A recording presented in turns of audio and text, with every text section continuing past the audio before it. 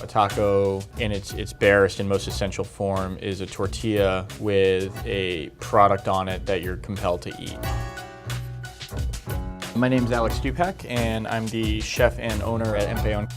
We're gonna make one of the simplest and most delicious salsas you can make. We're just gonna make a raw salsa verde. We have some cut up tomatillos, a couple cloves of raw garlic, 2 serrano chilies, just stemmed and really rough chopped, about a bunch of cilantro, the leaves picked off, juice of a couple limes, a good liberal pinch of salt.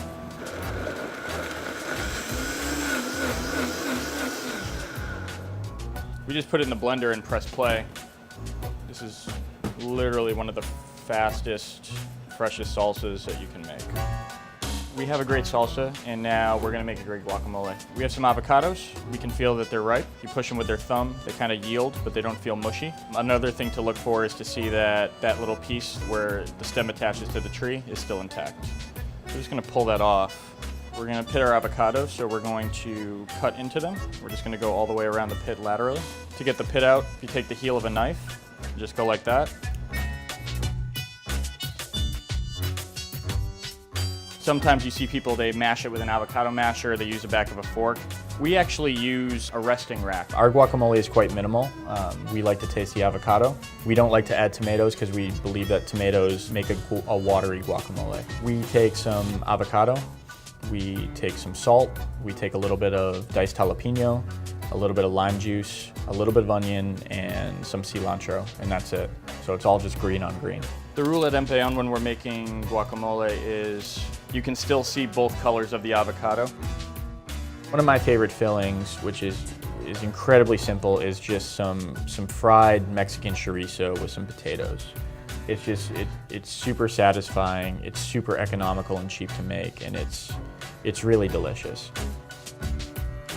If you don't start with a great tortilla, no matter what you put on it, it kind of doesn't matter. You're gonna need a tortilla press, and you're gonna need to line that tortilla press with something. So we use these these sealable bags, just because the plastic is sturdy. We have some masa. You can either make it yourself by mixing an instant masa with water. You can go to a tortilla factory, and they'll usually sell you some of theirs. You're gonna pull off a little ball of it, about the size of a golf ball, and you're gonna roll it in your hands. You're gonna cup it like this. Then you're gonna flatten it out a little bit. Then you're just gonna place it in the center of that press. And you're gonna press down a little bit. You're gonna turn it the other way. Press down gently again. And it's actually a fairly gentle pressure. The machine's doing the work. So that's been griddling for about 1.5 minutes. I'm just gonna flip that over and let it cook for another couple minutes on the other side. Tortilla's done. And we keep ours warm. We put them in a little beach cooler like this. You want to deliver them piping hot. If you keep them in that little beach cooler, 30 or 40 tortillas will stay hot for hours and hours and hours. Making tacos is really just about getting everything to this point. I'm not going to be too careful to make it pretty or dainty, and I'm also going to be careful not to put too much on. I think an overloaded taco is kind of like an overloaded pizza. It's just not fun to eat. Tacos are definitely my favorite food at this point. They're kind of this equalizer of man, like in that whether you're a billionaire or you live in a tiny apartment in Williamsburg, we all crave tacos. It's one of those foods I can't describe it. Once you get it in your brain, you just have to have it right then and there.